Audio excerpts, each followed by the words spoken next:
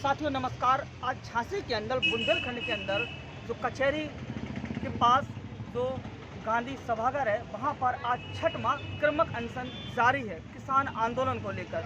जिस तरीके से हमारे बीच के अंदर विधुआ जी मौजूद हैं, इनसे जानते हैं कि आखिरकार छठवां दिन है, आखिरकार कहां तक इनकी जंग जारी रहेगी और कहां तक इनकी सुनवाई की जन समूह के साथ इनकी आखिरकार सरकार कब सुनेगी। तो अगली आवाज विधुआ जी भी मौजूद है और हमारे बीच में किसान भाई भी मौजूद हैं जो हर समस्या का समाधान करने के बाद भी हमारे बीच में बैठे हुए हैं। छठवां दिन हो चुका है।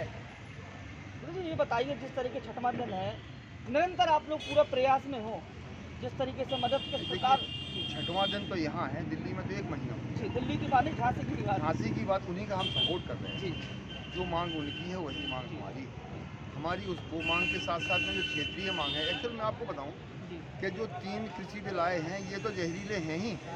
अभी तक उसके पहले जिन सरकारों ने हमारे लिए कानून बनाए वो भी जहरीले ही सिद्ध हुए, क्योंकि कानून बनते हैं और आश्वासन मिलते हैं, हम लोगों को उसका लाभ नहीं मिलता। किसी भी एक कानून के तहत किसी भी एक योजना जो सरकार ने किसानों को दी हो, वो आज तक हम लोगों को कोई भी अधिकारी बता दे कि 100% मिली। अभी सरकार बहुत बड़ा प्रोपोगंडा करती है कि साहब हमने सम्मान निधि दिए 6,000 रुपये, सम्मान निधि 6,000 रुपये देते हैं, 500 रुपये महीना देते हैं। 3 लाख किसान हैं झांसी जिले में, उनमें से मात्र 36,000 किसानों को मिली। क्या कहेंगे इसको? 64,000 2 लाख किसान अभी भी वंचित हैं। जो हमारा प्रीमियम जमा हो जाता है फसल बीमा के लिए, उसका पैसा हमारा जो कानूनी पैसा वो भी नहीं मिलता है। कृषि विभाग से जो हमें अनुदान आता है, जो हमें सब सुविधाएं आती हैं, वो अधिकारी खा जाते हैं। वन विभाग की उसमें अधिकारी खा जा रहे हैं। तो इतने ही काफ़ी थी हम लोगों को बर्बाद करने के लिए। अब ये महोदय 3 ऐसे और कृषि बिल लेके आए जिनमें तो हमारा अस्तित्व ही समाप्त हो जाएगा। ये तो हमारे डेथ वारंट है।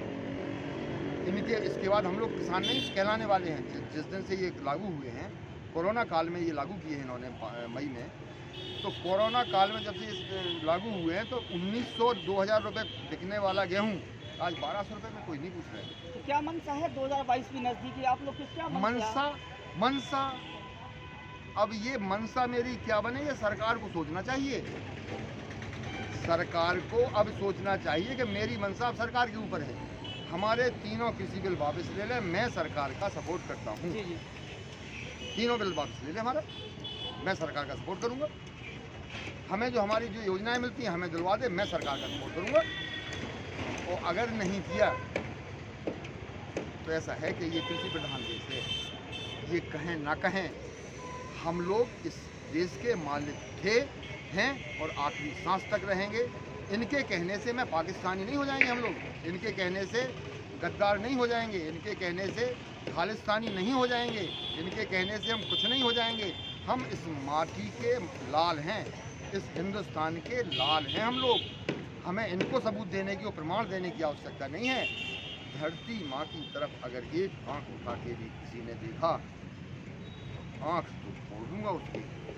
अंग्रेजों से हमारे पूर्वजों ने देश आज़ाद कराया था, इन लुच्चों लफंगों ने नहीं कराया था जो अपने आप को स्वघोषित देशभक्त कह रहे हैं।